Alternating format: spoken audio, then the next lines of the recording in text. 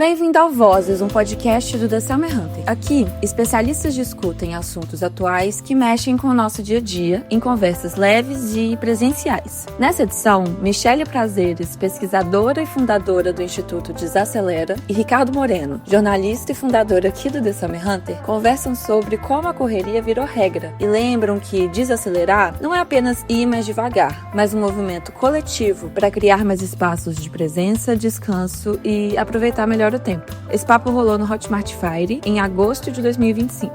E a gente sempre diz que a nossa rede social favorita é offline, né? Então, se você curtir esse podcast, considere assinar a versão paga da nossa newsletter diária, a Drops Solares. Nela, você garante benefícios o ano inteiro, como ingressos para os próximos encontros do The Summer Hunter Vozes, além de acesso a experiências e conteúdos especiais.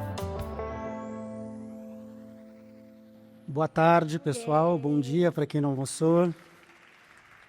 Eu sou Ricardo Moreno. Eu chamo Michele Prazeres. Eu sou Ricardo, sou fundador do The Summer Hunter, que é essa plataforma de conteúdo que existe há 11 anos, cujo objetivo é olhar o lado solar da vida. Então, de certo modo, há 11 anos, no Instagram, podcasts, newsletter, revista, a gente tenta ser mais devagar, ainda que o nosso trabalho seja produzir conteúdo diariamente para o Instagram. E eu queria começar esse encontro aqui contando um pouquinho que, quem sabe, a gente não tenha resposta, vou dar um spoiler, para desacelerar. Eu mesmo acordei às 5 da manhã hoje, peguei o meu carro, fui para o aeroporto, vim para BH. Ontem à noite arrumei a mala ouvindo um podcast da Vera Iaconelli, ou seja, estou super pilhado, tomei um monte de café, mas estou presente. Acho que algo que a gente vai discutir aqui também, que é a diferença entre desacelerar e desconectar, né? Michele, quer se apresentar? Eu quero. Tudo bom, pessoal? Que bom que vocês estão aqui. Eu costumo começar os lugares onde eu vou conversar dizendo que coragem e que ousadia desse público estar aqui num painel sobre desaceleração, num mundo em que a gente está sendo tão pressionado, né, o tempo todo por call to action, né, várias coisas, da gente fazer sempre mais, de produzir sempre mais. Então, obrigada pela presença de vocês. Eu sou Michele Prazeres, eu fundei o Instituto Desacelera, que é uma organização social sem fins lucrativos de promoção da saúde mental, do bem-estar e do cuidado. E há mais de 20 anos eu pesquiso aceleração social do tempo, que é o que a gente vai contar um pouco aqui para vocês o que é. E acho que a base do nosso pensamento nesse painel é contar para vocês que, ora, se a pressa é a regra nesse mundo, a inovação e a criatividade vão surgir de processos de desaceleração, de processos de retomada da nossa humanidade, porque esse mundo acelerado está transformando a gente em máquinas, né? Acelerando a gente o tempo todo, fazendo a gente atuar no automático, e desacelerar, então, é sair do automático. E por que a gente, né, Ricardo? Eu acho que a gente discute muito esse tema. De certo modo, a gente tenta aplicar, tanto na nossa vida como na vida aí dos nossos leitores, algum tipo de exercício para desacelerar. Não necessariamente a gente consegue. Eu achei engraçado que a palestra anterior falou muito de CTA, que é algo que a gente discute muito, né? O Call to Action. Eu acho que a gente faz um CTR, que é o Call to Rest. De que maneira, no fim do conteúdo, dá um estímulo para a pessoa to rest, de fato, para descansar, para desacelerar.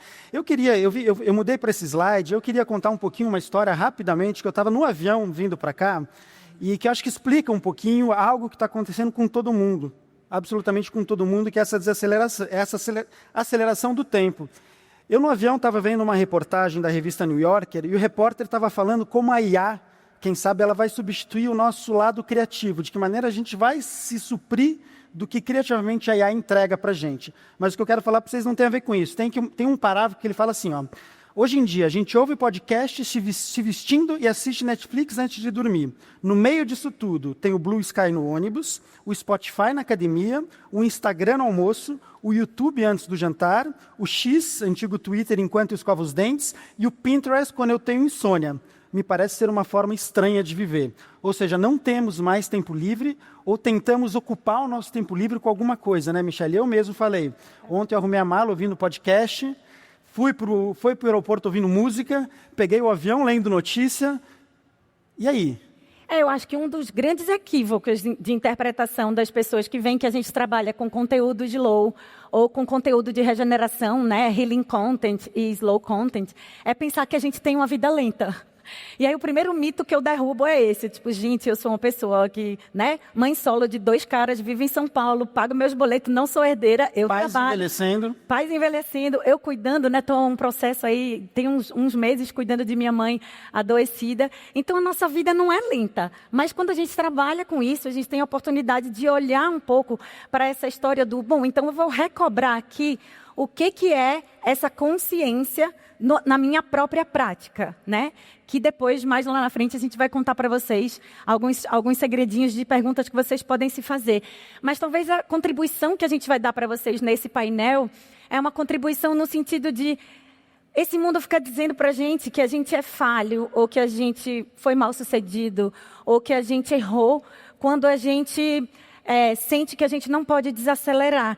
Porque esse mundo, de alguma forma, faz a gente acreditar que a gente tem que correr o tempo todo e que desacelerar é uma responsabilidade só nossa. E o que a gente vai mostrar, talvez, para vocês, com alguns dados e algumas coisas que a gente traz da nossa pesquisa e da nossa prática, é que a aceleração ela é geral. E quando ela é geral, as saídas não são só individuais. Ou seja, vamos fazer um jogral aqui, não adianta eu desacelerar se você não desacelerar, né? Não adianta eu ler mensagem do WhatsApp uma vez por dia, se você continua me mandando áudios, falando assim, puxa, desculpa, eu estou correndo, mas é mais fácil para mim. Isso. Que é o que acontece muito, né? Exato. E aí, para a gente ter um parâmetro, um termômetro assim de vocês, a gente fez essa pergunta, né? Provavelmente a gente imaginou, né? A gente olhou a programação, não é programação, é line-up. A gente olhou o line-up do evento, a gente falou, gente, quanta coisa! Um monte de coisa simultânea, muitas escolhas para fazer. Quem aqui, na hora que foi olhar essa agenda para escolher aonde ia, ficou sentindo uma certa angústia, uma certa ansiedade? Levanta a mão para a gente saber, só um termômetro de vocês. Quem dormiu 8 horas essa noite? Direto. Quem dormiu 8 horas essa noite? Olha, até que bastante, umas 20 pessoas. Que mais que a gente pode perguntar? Quem está se sentindo absolutamente cansado, exausto? A pessoa levantou as 2 mãos. As 2 mãos. Muito bom, vale por 2. Gente, então, se vocês estão olhando para cá, né? A gente teve esse termômetro olhando para a plateia. Se vocês estivessem tendo a visão que a gente está tendo, provavelmente quando você levantou a mão para dizer eu estou cansada, aquela amiga ali que levantou as 2 mãos, né? Eu estou muito cansada. Você está? E essa é a minha vida. Eu estou, gente, também estou muito cansada. Também acordei 5 horas para vir para cá hoje lá de São Paulo. Se você acha que você está muito cansada, você tem uma ideia de que isso é uma percepção sua sobre a sua própria condição. Agora, quando a gente trouxe aqui para esse grupo, que a gente pôde ver que está todo mundo cansado, que muitas pessoas, talvez a maioria de vocês, ficou ansiosa por olhar essa agenda e se deparar com tantas opções, e que a maioria não dormiu 8 horas por dia, como prescreve a cartilha da saúde mental, do descanso, etc. Quando a gente olha para isso, a gente consegue transpor isso para o sistema, para o mundo, para a realidade de hoje e pensar, poxa, então o problema não é só comigo. Então não sou eu, porque a gente fala assim, né? Ai, desculpa, estou acelerado hoje. Não sou eu que estou acelerada. Se está todo mundo acelerado, então então tem um problema aqui que é de todo mundo, não é só meu. Eu lembrei agora no título, né, do encontro aqui, que a gente precisa desacelerar, e foi uma provocação. Eu acho que essa palavra está meio desgastada, provocação, potente. Mas foi uma provocação que eu fiz para ela. Será que o título é esse, você precisa desacelerar? Ou você quer desacelerar? Ou a gente precisa desacelerar, que é o título, no plural. E estava discutindo com a Michelle, a gente vai entrar nisso também, e eu estou indo e voltando aqui um pouquinho. Que é essa discussão do desaceleração versus descansar, ou desconexão, né? Mas vou deixar você entrar aqui na pesquisa dos números, depois a gente fala disso. Boa. Porque aí, né, gente, quando a gente conta para vocês, então se todo mundo contou que está exausto, peraí, não é uma questão minha, né? Eu não sou falha por não estar dando conta, porque a gente acha que a gente não está dando conta sozinho, né? Eu não sou uma fracassada porque eu não estou conseguindo acordar 5 minutos mais cedo para meditar. Que é o que esse discurso, né, enfim, do promova o seu próprio bem-estar, faz a gente acreditar. Então, se vocês contaram isso, e essas pesquisas que a gente vai mostrar, também apontam isso, a gente tem que olhar para a questão da desaceleração numa perspectiva mais coletiva. E aí é por isso que a gente chamou de a gente precisa desacelerar. Não adianta desacelerar. Como que é? Brincando É com a música? impossível desacelerar sozinho. Gente, essa pesquisa é de 2023. Euzinha, estou pesquisando isso há algum tempo, há mais de 20 anos. Eu diria que se a gente atualizasse essa pesquisa do Datafolha, a gente teria números muito mais escandalosos do que esses. E eles já são um escândalo, né? 43% das pessoas no Brasil acreditam que estão vivendo na velocidade vezes 2. Sabe o botãozinho de acelerar do WhatsApp?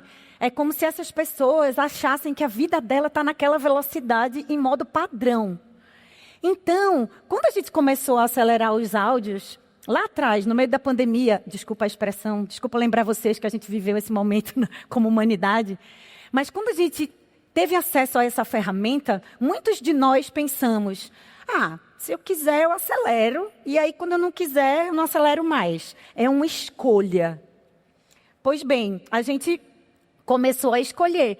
De repente, a gente não conseguia mais não ouvir o áudio acelerado. Quem quer acelerar áudio, gente, para ouvir os negócios? Todo mundo? Nossa. Boa. Todo mundo. Ainda bem que todo mundo tem coragem de falar. No Instagram, o TikTok, que agora você pode acelerar. Vocês aceleram também? Oh, até o Summer Hunter está falando. Olha, até a Fernanda do Summer Hunter está falando isso, jogando contra. Poxa, Fê. E aí, gente, quando a gente acha que é uma escolha e de repente aquilo vira um hábito, ou seja, eu não consigo mais ouvir no modo normal, isso começa a mexer com a nossa percepção da própria realidade. Em algum momento a gente fica impaciente com o coleguinha que conta a história devagar. A gente fica assim, ai meu Deus. Fiz uma pergunta para essa pessoa, ela está me contando de quando ela estava na barriga da mãe, menino. E a gente começa a querer acelerar o outro. E, de repente, o que era uma escolha, que virou um hábito, vira uma regra. Porque quem não acelera, fica para trás. Porque quem não acelera não é competitivo. Porque quem não acelera não é produtivo. Então, na medida em que aquilo não é mais uma escolha, aquilo é um hábito, aquilo se tornou uma regra, aquilo foi, de alguma forma, normalizado e, portanto, normatizado, aquilo passa a ser uma espécie de violência.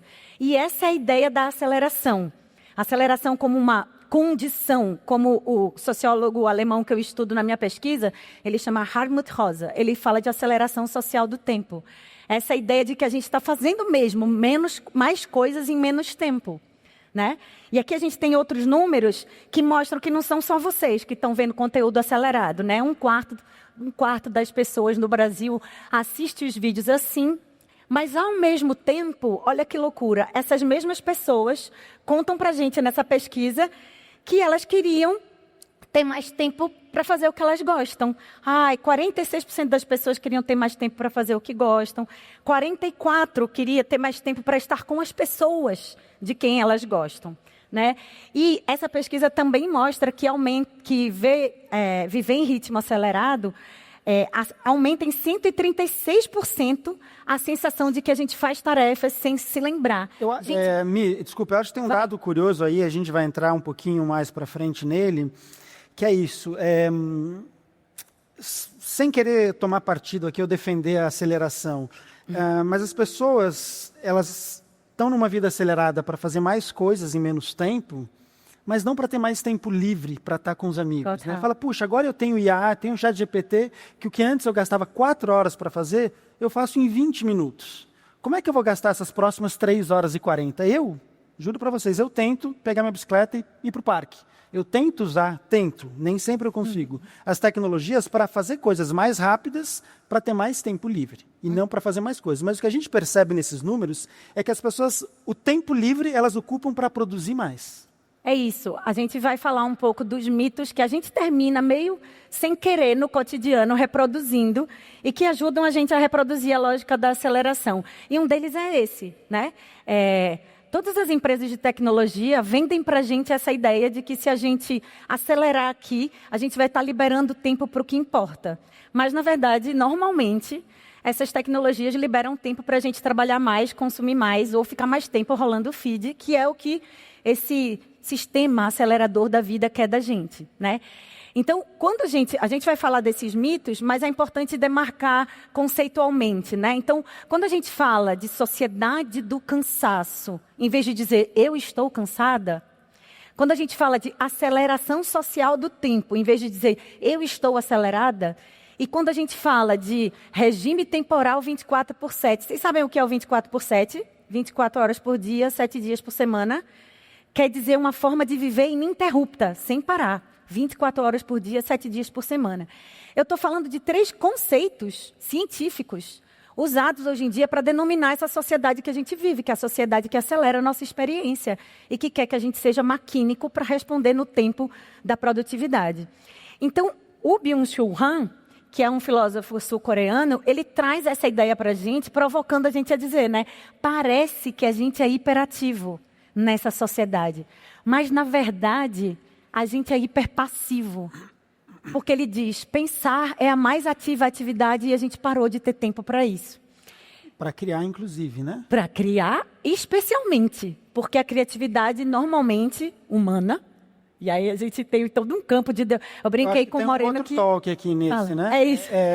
Que é um pouco essa reportagem que eu estava lendo, que é você abrir mão do teu tempo livre de criação, livre criação, sem julgamento, seja para fazer cerâmica, escrever poesia, qualquer coisa, e você começa a consumir produtos culturais criados por IA, né?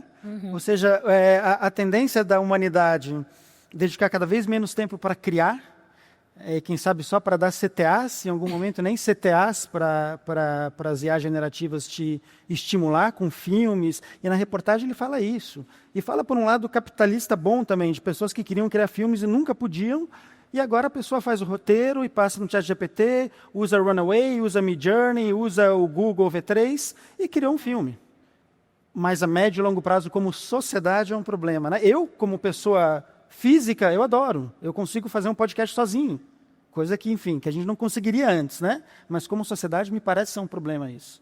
É um problema porque a gente chegou no limite. E como vocês contaram que vocês estão exaustos, levantando as 2 mãos para falar isso, a gente chegou num limite que é individual, é coletivo e é planetário. Então, o título do nosso painel é A gente precisa desacelerar porque a gente precisa mesmo, né?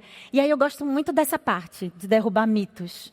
Porque esses mitos, eles têm muito a ver com uma ideia que uma pesquisadora americana chama de crononormatividade, e que a gente tem uma ideia crononormativa no sentido de que a gente acha que o tempo é só o tempo cronológico, e a partir dessa ideia de que o tempo é apenas cronológico, a gente achou que a gente pode gerenciar o tempo. E essa ideia de tempo está na raiz de muitos dos nossos problemas aceleratórios, né?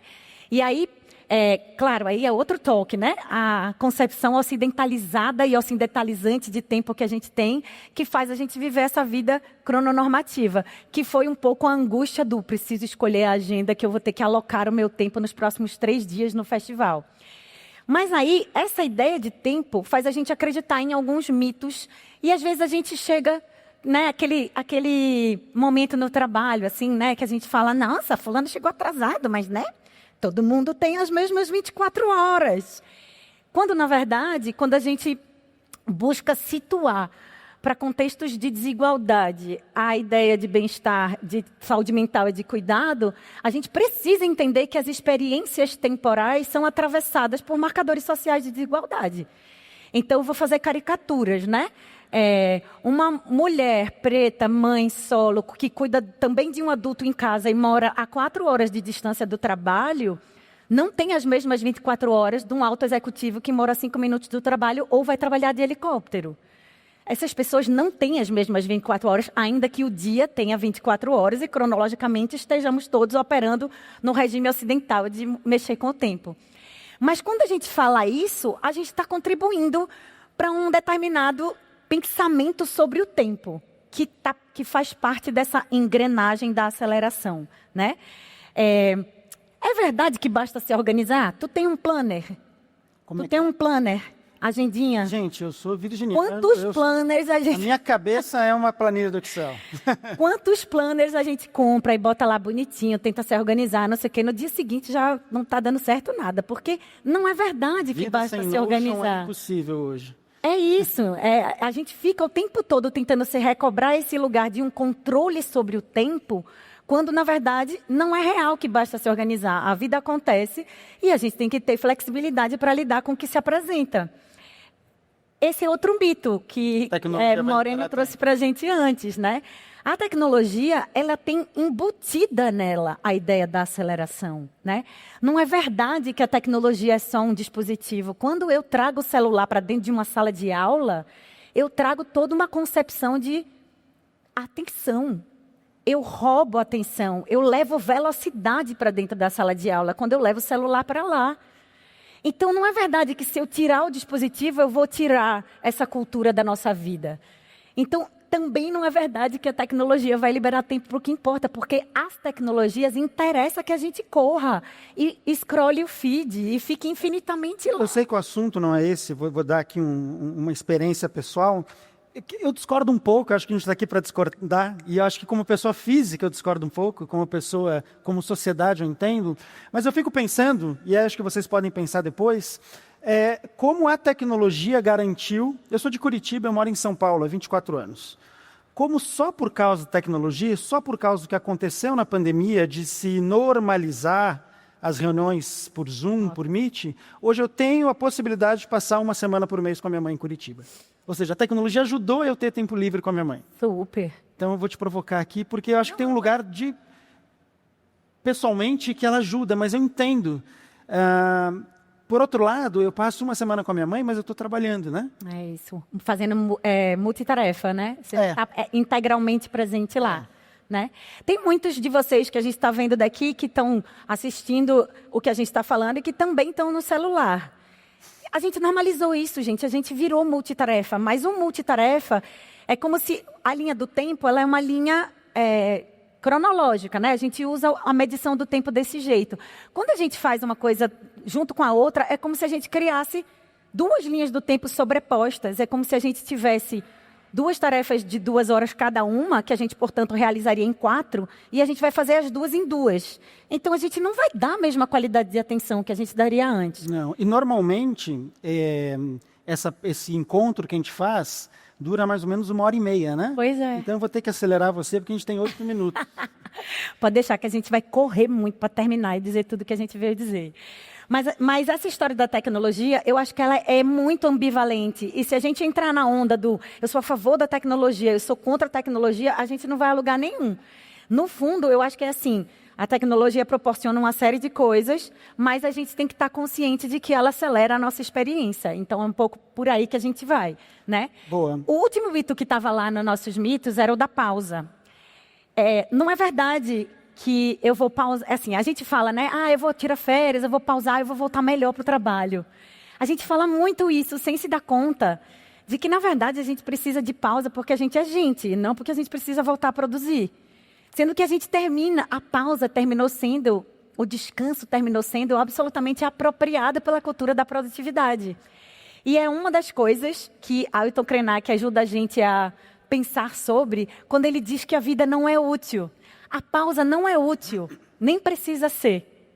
A pausa é a pausa.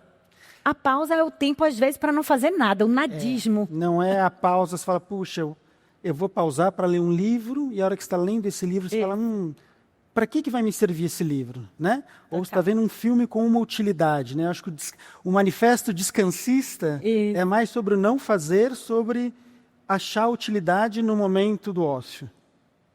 E aqui a gente vem por uma defesa de uma pequena tese que eu defendo, e a Michelle vai tentar me demover dessa ideia, que desacelerar não é o mesmo que desconectar. Qual que é a minha interpretação sobre isso?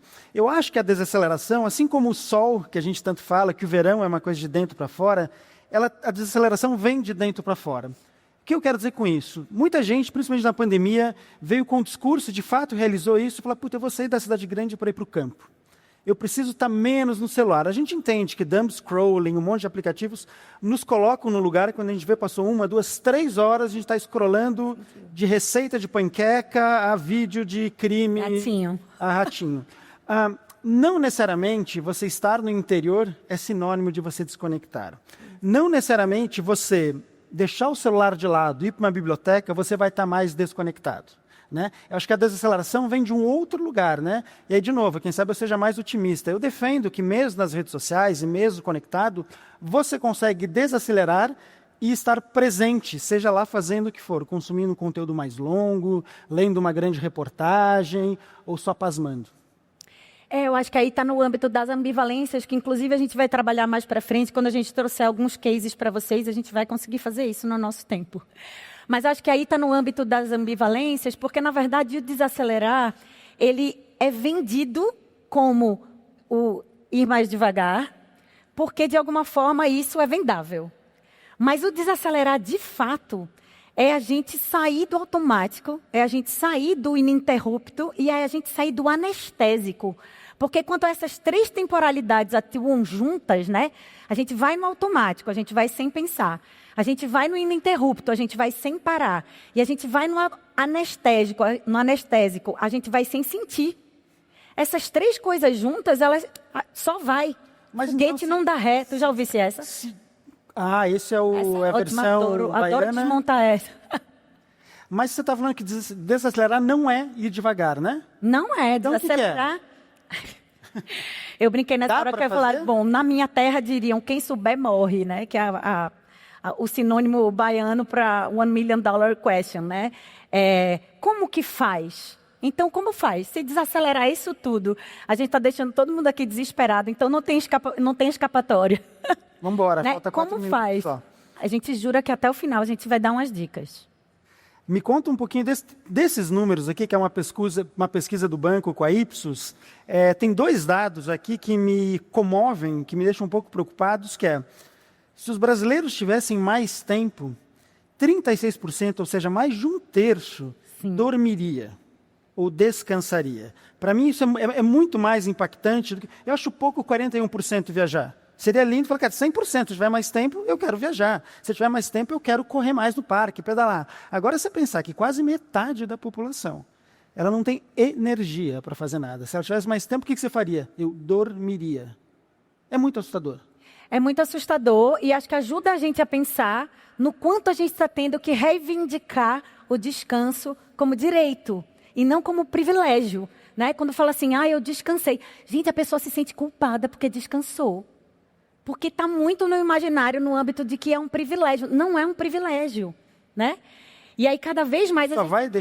Só vai ser normalizado como sociedade, né? Porque enquanto Exato. for individual, vai continuar sendo um privilégio. É isso. Então, essa chave de compreensão de que é uma questão individual faz a gente achar que é um privilégio. Quando a gente entende que é coletivo, a gente fala, não, então tinha que ser direito de todo mundo descansar.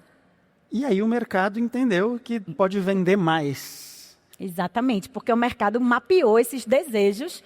Eu quero dormir, eu quero viajar, eu quero descansar. E acelerou a gente mais ainda Vendendo um discurso de desaceleração. Eu vou passar rapidamente por alguns cases aqui. Miss, se quiser comentar rapidamente alguns dados da pesquisa da Ipsos. Essa pesquisa, ela mostra que, para começar, essa ideia da quantidade de tempo livre, né? É muito raro as pessoas reconhecerem o tempo como tempo livre, e tem todo um debate sobre o que é de fato tempo livre, se na verdade a gente está sempre consumindo, trabalhando ou nas plataformas. Então, até o pessoal do Data as Labor, que defende essa ideia de quando a gente está dando dado para as plataformas, a gente está trabalhando, vai dizer, não existe tempo livre, porque ou a gente está consumindo, ou a gente está trabalhando, ou a gente está mandando dados para essas plataformas. A Havaianas lançou, né, um reposicionamento de marca, que eu acho muito inteligente, e aqui são algumas coisas que a gente fez para eles, e a verdade é que não dá para você correr de chinelo. Ou seja, você de chinelo vai ter uma vida mais desacelerada. Porém, faz parte da engrenagem capitalista, né? Você usar o discurso da desaceleração para vender mais coisas. No exemplo anterior, o banco que fez aquela pesquisa está vendendo agilidade. Nesse exemplo do chinelo, eu acho maravilhoso esse slogan publicitário. No entanto, quando você está vendendo algo com base no discurso da desaceleração, você está contribuindo para um regime aceleratório na medida em que você compra o que você compra com seu tempo. E se você está comprando uma coisa que não é absolutamente necessária, você está contribuindo de alguma forma para o regime da aceleração. Temos uma campanha da Vivo também. A gente fez uma campanha editorial junto com a Vivo para fortalecer esse discurso deles, né, de uma vida mais presente. E a Michelle, que às vezes joga contra, começou a postar comentários do Summer Hunter questionando essa... Fiz um comentário desaforado no Instagram do Summer Hunter, gente. Mas eles foi ótimo, só motivou a gente estar mais aqui, né? Mas eu falei, gente, como assim? Eles estão vendendo plataformização da vida com o discurso da desaceleração. Mas, enfim, tem awareness, né, gente? Mesmo na publicidade que promove a aceleração, tem uma sensibilização para o tema que é importante. E esses dados, que se essas pesquisas não fizessem, a gente não teria, né? Essa daí também é de uma cerveja. Se eles não tivessem patrocinado a pesquisa para ter os dados para fazer a propaganda, a gente não teria essas informações preciosíssimas, né? Em 40 segundos, dá a receita. Socorro, não vai dar tempo. Deixa para a próxima receita. Mas essa daqui é uma brincadeira da gente com vocês, porque é muito comum quando a gente vai falar nos lugares que as pessoas peçam, né, uma receita milagrosa do tempo. Me dá aí 5 passos para desacelerar. Eu acho que não adianta aquela receita que fala assim, coma mais fruta. Acorda mais cedo e medita. Fazer exercício pelo menos 20 minutos. Todo mundo vai sabe de disso, bicicleta, ninguém faz. Né? Fica mais tempo na natureza. Começa a dar um ódio. As pessoas falam assim, vem aqui então, veste meu sapato, paga meu boleto para ver se eu consigo acordar 5 minutos mais cedo e fazer isso daí que está falando. Então, a verdade é que existe, né, uma lista que soaria mais ou menos como beba água, né? Porque não ia adiantar de nada. Porque o grande recado é essa história de que não tem fórmula. É preciso olhar para onde você está, olhar para o seu contexto. Falar sobre o tempo é muito importante. Então, sabe, fala de verdade sobre aquele prazo com um coleguinha. Fala de verdade se você mora longe e não vai chegar a tempo, né? Conversar sobre as condições de tempo envolvidas nas diversas circunstâncias e contextos faz aquele efeito pedrinha na água, sabe? Aí tu começa a mudar, daqui a pouco tu muda quem está do teu lado, daqui a pouco começa a crescer e assim vai mudando os entornos e daqui a pouco a gente chega nessa história de mudar sistemicamente, né? Porque de verdade é por isso que o nosso painel chama a gente precisa e não você precisa. Eu acho que, de certo modo, aqui em 30 minutos, a gente conseguiu, enfim, estarmos presentes num ritmo um pouco mais lento, né? Sem poucas receitas de CTA ou de venda e mais tentar estar presente e olhar para dentro. É isso que a gente tentou. Espero que a gente tenha conseguido um pouquinho, pelo menos, estimular vocês a pensar. Obrigado, gente. Obrigada, gente.